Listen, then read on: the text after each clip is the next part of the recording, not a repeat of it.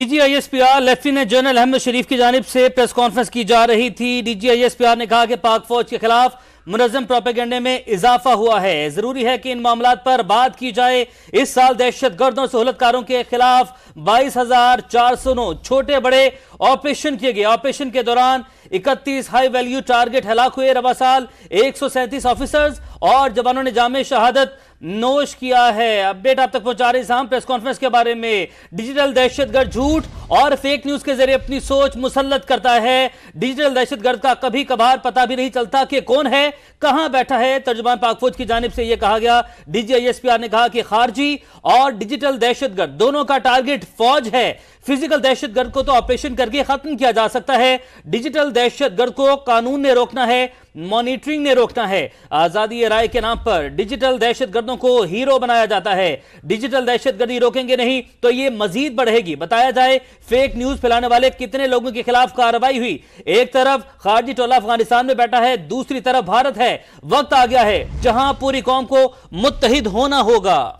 تو آپ کو بتائیں کہ ڈیجیٹل دہشت گرد جھوٹ اور فیک نیوز کے ذریعے اپنی سوچ مسلط کرتا ہے۔ ترجمان پاک فوج کی جانب سے کہا گیا، ڈیجیٹل دہشت گرد کا کبھی کبھار پتہ بھی نہیں چلتا کہ کون ہے اور کہاں بیٹھا ہے۔ خارجی اور ڈیجیٹل دہشت گرد دونوں کا ٹارگٹ فوج ہے۔ فزیکل دہشت گرد کو تو آپریشن کر کے ختم کیا جا سکتا ہے، ڈیجیٹل دہشت گرد کو قانون نے روکنا ہے، مانیٹرنگ نے روکنا ہے۔ آزادی رائے کے نام پر ڈیجیٹل دہشت گردوں کو ہیرو بنایا جاتا ہے۔ ترجمان فوج کی جانب سے کہا گیا، ڈیجیٹل دہشت گردی روکیں گے نہیں تو یہ مزید بڑھے گی۔ بتایا جائے فیک نیوز پھیلانے والے کتنے لوگوں کے خلاف کارروائی ہوئی۔ ایک طرف خارجی ٹولہ افغانستان میں بیٹھا ہے تو دوسری طرف بھارت میں ہے۔ بھارتی جنرل نے کہا کہ پاکستان کو گرانا ہے تو پاکستانی فوج کو گرانا ہوگا۔ وقت آ گیا ہے جہاں پوری قوم کو متحد ہونا پڑے گا۔ DGISPR کی جانب سے پریس کانفرنس کی جا رہی تھی۔ ان کی جانب سے کہا گیا کہ پاک فوج کے خلاف منظم پروپیگنڈے میں اضافہ ہوا، ضروری ہے کہ ان معاملات پر بات کی جائے۔ اس سال دہشت گردوں اور سہولت کاروں کے خلاف 22,409 چھوٹے بڑے آپریشنز کیے گئے۔ آپریشن کے دوران 31 ہائی ویلیو ٹارگٹ ہلاک ہوئے۔ رواں سال 137 آفیسرز اور جوانوں نے جامع شہادت نوش کیا۔ قوم ان شہداء کو خراج عقیدت پیش کرتی ہے۔ بڑھتے ہوئے جھوٹ پروپیگنڈے کی وجہ سے ضروری ہے موقف واضح کیا جائے۔ ہمارا مسئلہ ہے سنجیدہ معاملات بھی سیاست کی بھینٹ چڑھا دیتے۔ اسی پر مزید بات کریں گے۔ سینئر اینکر پرسن ندیم ملک صاحب نے ہمیں جوائن کیا ہے۔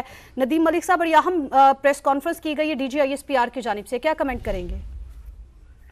3-4 اس کے پہلو ہیں جن کے اوپر فوکس کرنا پڑے گا۔ ایک تو انہوں نے عزم استحکام کی کیا نوعیت ہے اس کے اوپر کافی کھل کے بڑا تفصیل سے، بلکہ اپنی پریس بریفنگ کا بڑا حصہ انہوں نے اسی وضاحت میں لگایا کہ یہ نیب کی اپڈیٹڈ فارم ہے، اسی کو صرف عزم استحکام میں فالو کیا جائے گا۔ پھر انہوں نے ٹیرر اور کرائم کے نیکسس کے دوران میں جن چیزوں کی نشاندہی کی وہ بڑی اہمیت کی حامل ہے، جس کے اندر وہ ذکر کرتے ہیں سمگلنگ کا، جس میں ذکر کرتے ہیں بے نامی پراپرٹیز کا، پھر افغان بارڈر کے ذریعے جو سمگلنگ ہو رہی ہے اس کا تذکرہ کرتے ہیں۔ تو بہت سارے ایسے ایشوز ہیں جس کے اوپر لوگوں کے ذہنوں میں سوالات موجود ہیں۔ DGISPR نے ایشوز کی نشاندہی صحیح کی ہے، لیکن شاید اس کے حل کے لیے جتنی مربوط کوششیں فوج اور حکومت کو مل کے کرنی چاہیے وہ نظر نہیں آتی۔ مطلب ایرانین بارڈر سے اگر 2,000-3,000 گاڑی روزانہ تیل بھر کے اسمگلنگ کر رہی ہو اور ہمیں یہ پتہ نہیں ہو کہ ہم نے 2-3,000 گاڑی اسمگل جو تیل کر دی ہے کیسے روکنا ہے، تو یہ ایک افسوسناک پہلو ہے۔ اسی طریقے سے افغان بارڈر کے اوپر جو باڑ لگائی گئی پورے بارڈر کے اوپر، اس کا مقصد یہ تھا کہ ہمارے بچے شہید ہو رہے ہیں روزانہ۔ فوج کے 8 سپاہی جو بنوں میں شہید ہوئے وہ ہماری اولاد ہے نا، اس قوم کے بیٹے ہیں جنہوں نے اپنی جانوں کا نذرانہ پیش کیا۔ تو اس باڑ کا مقصد تو یہ تھا کہ یہ جو سپل اوور ہو رہا ہے ٹیررزم کا، اس کو روکا جائے۔ اس کے باوجود ہو رہا ہے اگر ٹیررزم، تو اس کی بھی ہمیں وجوہات تلاش کر کے اور کچھ اکاؤنٹیبلٹی پروسیس شروع کرنا چاہیے کہ یہ باڑ لگی ہوئی ہے، سیکورٹی لگی ہوئی ہے، تو اس کے باوجود ٹیررزم اندر کیسے آ رہی ہے۔ پھر جن لوگوں نے دہشت گردوں کو لا کے پاکستان کے اندر بسایا، جنہوں نے جیلوں میں بند قیدیوں کو رہا کیا، ان کی بھی اکاؤنٹیبلٹی کا پروسیس شروع کرنا چاہیے۔ ایک چیز اور جو بڑی اہمیت کی حامل ہے، وہ کہیں پہ بھی مجھے لگتا ہے کہ فوج کے اندر ابھی وہ نرمی موجود نہیں ہے جہاں پر ہم چاہتے ہیں کہ ایک مصالحت کا عمل شروع ہو جائے اور یہ جو سیاسی مخاصمت ہے ہمارے میدان کے اندر، ملک کے اندر، اس میں کمی آ جائے۔ وہ مجھے لگتا ہے کہ 9 مئی کی معافی تحریک انصاف کے لیے کہیں ایگزسٹ نہیں کرتی۔ وہ 9 مئی کا ذکر کرتے ہوئے آج بھی اس کو کہتے ہیں کہ وہ سیاسی انتشاری ٹولہ، اور پھر وہ کہتے ہیں کہ وہ سوشل میڈیا کے ذریعے ڈیجیٹل ٹیررزم پھیلا رہے ہیں۔ تو یہ بڑے اسٹرانگ ورڈڈ اسٹیٹمنٹس ہیں جس میں براہ راست وہ پی ٹی آئی کو نشانہ بناتے ہوئے آگے مطالبہ یہ کرتے ہیں کہ جب تک ان کو کیفر کردار تک، بڑا سخت لفظ ہے کہ جب تک ان کو کیفر کردار تک نہیں پہنچائیں گے تب تک ملک میں امن نہیں ہو سکتا. تو میرے خیال میں ایک گرینڈ ڈائلاگ چاہیے جہاں ہم اس انتشار سے بچ سکیں، کیونکہ یہ وہ فساد والا راستہ ہے جو ملک عام طور پہ متحمل نہیں ہوا کرتے کہ بڑی سیاسی جماعتیں اور فوج ایک دوسرے کے خلاف بیانیاں بنائیں. تو ہمیں اس کے اوپر بہت ضروری ہے کہ کوئی ایک ڈائلاگ پروسیس لے کر آگے چلیں، لیکن فوج میں بھی کوئی نرمی یا معافی تحریک انصاف کے لیے کہیں نظر نہیں آتی ہے. نرمی اور معافی کہیں دکھائی نہیں دیتی. ندیم ملک صاحب ساتھ ہی رہے گا. احمد سعید منہاج صاحب اور عابد لطیف صاحب بھی سینئر تجزیہ کار ہمارے ساتھ موجود ہیں. احمد صاحب آپ کی جانب بڑھتے ہیں. سر کیا کمنٹ کریں گے؟ انتہائی اہم پریس کانفرنس اور بڑے کلیئر الفاظ میں بتا دیا گیا ہے ڈھیل جو ہے وہ نہیں دی جائے گی، کیفر کردار تک تمام کرداروں کو پہنچایا جائے گا جو 9 مئی کے واقعات میں ملوث تھے. اس کے بعد ٹیرر اینڈ کرائم نیکسس کا ذکر کیا گیا اور جو ہے عزم استحکام کے حوالے سے بھی جو ہے وہ بریف کیا گیا. جی بالکل، آج جو D G S P R کی پریس کانفرنس تھی میں سمجھتا ہوں انتہائی ٹائملی تھی، لیکن پھر بھی ڈیلیٹ تھی کیونکہ 1 ماہ کے بعد آ کے انہوں نے اس کو بریف کیا ہے، پبلک کو کانفیڈنس ملی ہے، جس نے ایک تحفظات کا جنم دیا جو کہ عزم استحکام اور ضرب عضب کے درمیان لوگوں نے کچھ خدشات کا اظہار کیا تھا.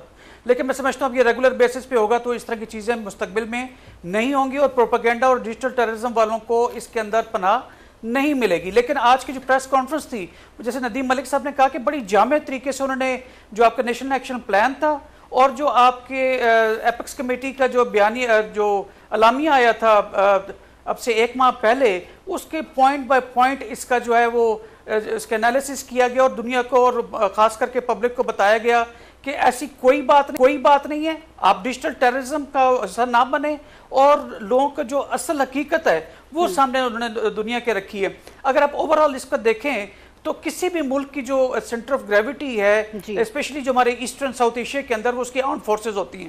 اگر آرمڈ فورسز کو آپ ان کو متزلزل کر دیں، اعتماد جو ہے لوگوں کا اپنی آرمڈ فورسز کے اوپر، تو پھر آپ پیچھے کیا رہ جاتا ہے؟ آپ کی میڈیا کو آپ ملائن کر چکے، آپ عدلیہ کو ملائن کر رہے ہیں، آپ کی جو جوڈیشری ہے اس جوڈیشری کے ساتھ ساتھ پارلیمنٹ وہ ملائن ہو چکی ہے. اب پیچھے آرمڈ فورسز رہ گئی تھی. آرمڈ فورسز کے خلاف بھی بڑا منظم قسم کا یہ پروپیگنڈا جاری ہے اور میں سمجھتا ہوں کہ اس میں انڈیا خاص کر کے اور افغانستان عام کر کے اور موساد اور یہ را، یہ تمام ایجنسیز اس کے اندر ملوث ہیں جو کہ پاکستان اور کی آرمڈ فورسز اور اس کے جو لوگ ہیں ان کے درمیان ایک تفرقہ پیدا کرنا چاہتی ہیں. تو میں سمجھتا ہوں کہ آج جو انہوں نے کہا کہ یہ ملٹی پرونگڈ ایک آپریشن ہے، ملٹی ایجنسی آپریشن ہے اور کہ جس کے اندر whole of a nation response کی ضرورت ہے. ملٹی پرونگ سے مراد انہوں نے خود کہا کہ جہاں پہ آپ کائنیٹک چیزوں کو ایڈریس کریں گے وہیں non kinetic development, socio economic development اس کے اوپر ہی بات کریں گے. تو لہٰذا ایک پوائنٹ کو لے کے آگے چلنا، اس وقت اگر دیکھیں تو تقریباً 22,000 سے زیادہ آپریشن کر چکے ہیں. جیسے D G S P R صاحب نے کہا کہ 5 سے 6 آپریشن پر آور کے اوپر پورے ہمارے آرمڈ فورسز کر رہی ہیں اور تقریباً 400 دہشت گردوں کو جہنم واصل کیا، جس میں 70 کے قریب انتہائی اہم ہائی ویلیو ٹارگٹ تھے. اس کے ساتھ ساتھ ہم نے اپنی آفیسرز کی جوانوں کی قربانیاں دی. تو بجائے اس کے جو فوج ایک کوشش کر رہی ہے کہ آپ کے ملک کے اندر امن قائم ہو تاکہ یہاں پہ ایک معاشی جو ایک ایکٹیویٹیز ہیں وہ دوبارہ بحال ہوں، انٹرنیشنل لیول کے اوپر آپ کا جو ایک قوم کا وقار ہے وہ دوبارہ سے اسٹرینتھن ہو، بحال ہو، اس کے پیچھے جو ہے یہ اس طرح کے مافیا پڑے ہوئے ہیں کہ جب بھی اس طرح کی چیز آپ کرتے ہیں تو وہ آگے سر اٹھانا شروع کر دیتے ہیں. اگر آپ دیکھیں تو آپ جو بھی جنہوں نے کہا کہ ملٹی جو اسپیکٹرم ہے اس کو پورا کور کرنے کی کوشش کی جس میں کہ نان کسٹم پیڈ آپ کی گاڑیاں ہیں، بے نامی اکاؤنٹس ہیں، اسمگلنگ ہے. بیسیکلی اس میں سے جو کمایا ہوا پیسہ ہے اگر اس کا 5 to 10% بھی اگر آپ دے دیتے ہیں یہ ڈیجیٹل ٹیررزم کرنے والے جو سوشل میڈیا کے اکاؤنٹ ہولڈرز ان کو یا فار دیٹ میٹر آپ ٹیررسٹ کو، تو وہ کہیں سے بھی کوئی بھی آپ کام کروا لے. تو یہ پیسے کی جنگ ہے، بیسیکلی نظریاتی نہیں ہے. تو D G S P R کی آج کی جو پریس کانفرنس ہے میں سمجھتا ہوں انتہائی اہم وقت کی ضرورت تھی اور اس کو ریگولر بیسس پہ ہونا چاہیے تاکہ لوگوں کے دماغوں میں پیدا کیا جانے والا کوئی بھی خدشہ ہے اس کا فوراً ٹائملی اس کا سدباب کیا جائے تاکہ کوئی دوسرا آ کے اس ویکیوم کو آکوپائی نہ کرے. ابھی بھی آپ دیکھیں تو دشمن یہی سمجھتا ہے کہ پولیٹیکل انسٹیبلٹی جو سو کالڈ اس کو جنریٹ کی ہوئی ہے تھرو سوشل میڈیا، اس کے اندر شاید وہ کوئی گنجائش موجود ہے کہ جس میں آپ کی را موساد یا بی جے پی کی گورنمنٹ یا بری گورنمنٹ افغانستان کی شاید وہ اس میں آکوپائی کر سکتے ہیں اس ویکیوم کو.